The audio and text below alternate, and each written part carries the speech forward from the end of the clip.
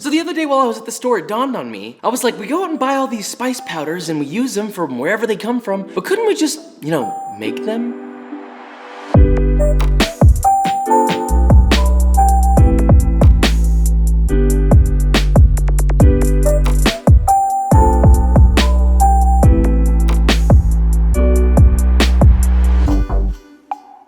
So yes, that is right. We are making our own spices. We're not like growing our own star anise or anything like that, but we are gonna learn how to make spices out of everyday things that we buy. Now, there are many ways to go about this. There's not a ton of alternatives, unfortunately, but the main thing that we need to talk about is using a dehydrator. So knowing that subject, obviously it just made sense for me to partner with my old homies.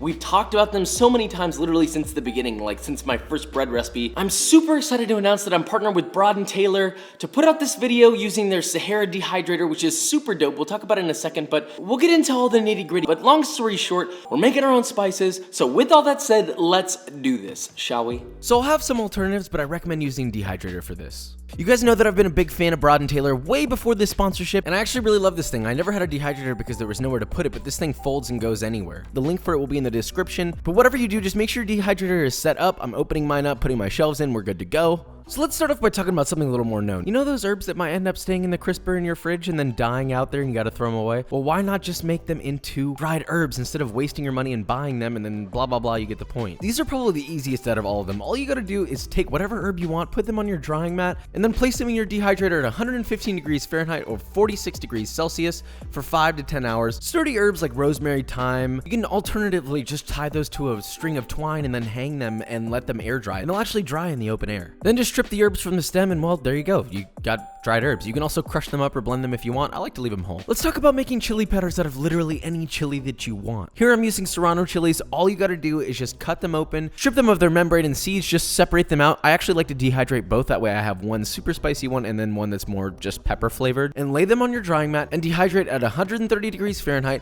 or 54 degrees Celsius until completely dry. And anywhere between about 6 to 12 hours. They should snap when they're done. Then just toss them in a blender and then make sure you're blending the seeds separately from the flesh. And be very careful when opening your blender because it makes the air a little bit spicy. Well, opening this because this is spicy and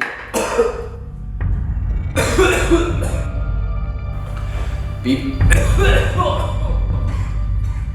Oh my god.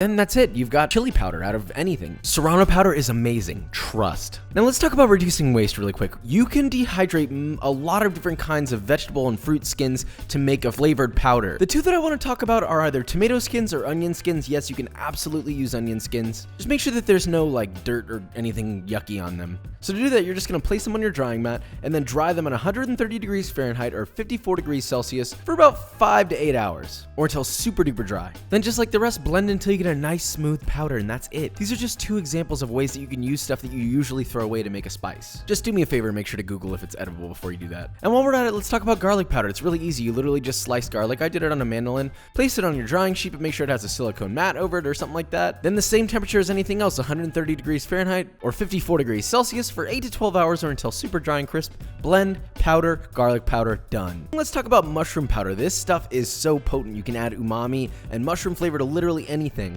And you can use any mushroom for this. The thing I like about it is you can also use the mushroom scrap. Sometimes I feel like people throw away the stem, or if the stem on a mushroom is chewy, you use all the mushroom. Nothing gets wasted. All you gotta do is separate the tops from the base of anything. Make sure that they lay somewhat flat. Place them on your dehydrating mat and then just dehydrate them at 130 degrees Fahrenheit or 54 degrees Celsius for 4 to 8 hours. And then once that's done, you just toss them in a blender and blend them until they're a powder. And well, that's it. Mushroom powder. That's it. You can add this to meats or marinades, and if you add it to risotto, you get an instant mushroom risotto. So there you go. Now, last but not least is citrus zest. You can do this with any kind of citrus. I did lemons and limes. And you're gonna wanna do these at the absolute lowest temperature. I did them at 95 degrees Fahrenheit or 35 degrees Celsius for about 4 to 8 hours or until completely dry. I actually mixed the two together and just kind of lightly pounded them together until they were a little bit finer. This goes great mixed with other spices. It's not quite as strong in flavor up front, but once it gets rehydrated, it's actually quite nice. So hopefully this was something a little bit insightful. Obviously, this is not an exhaustive list. There's a million things you can do. I'm just trying to get you guys started on the path.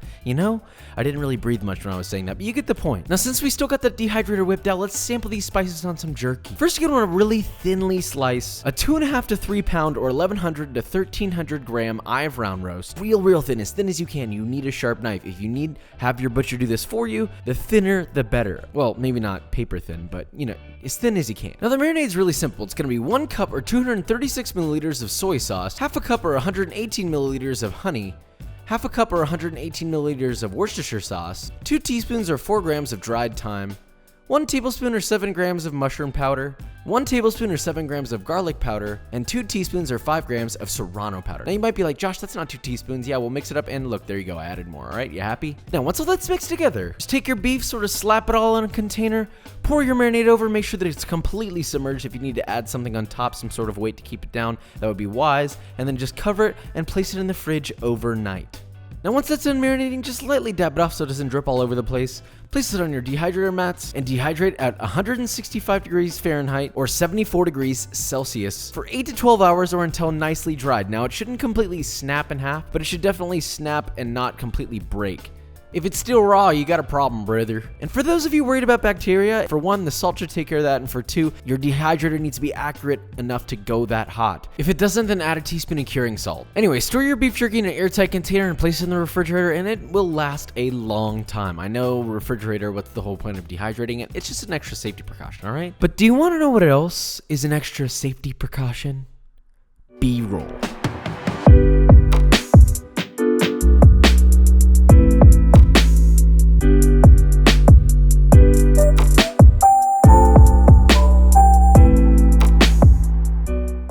Guys, and that is it. So, homemade spices, and by homemade spices, I mean literally, you took a flippin' jalapeno and you made some flippin'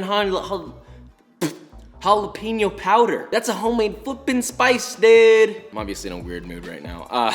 Really quick, just a huge thank you to our homies at Broad & Taylor. You know that I've been talking about them forever. Literally, like, way back. I'm just super thankful to be able to work with them, and you guys have been the reason for that. So thank you to them, thank you to you. Their dehydrator is gonna be in the links in the description. Be sure to click it and check it out if you wanna get yourself one. Christmas is coming up. They just dropped their prices. You know what to do. In terms of updates for me, honestly, I don't know when this video is being posted, so I'm gonna try and not add anything else to this to not confuse the timeline. But with all that said, if you enjoyed this video or you learned something, leave a like, subscribe, and I will see you next time.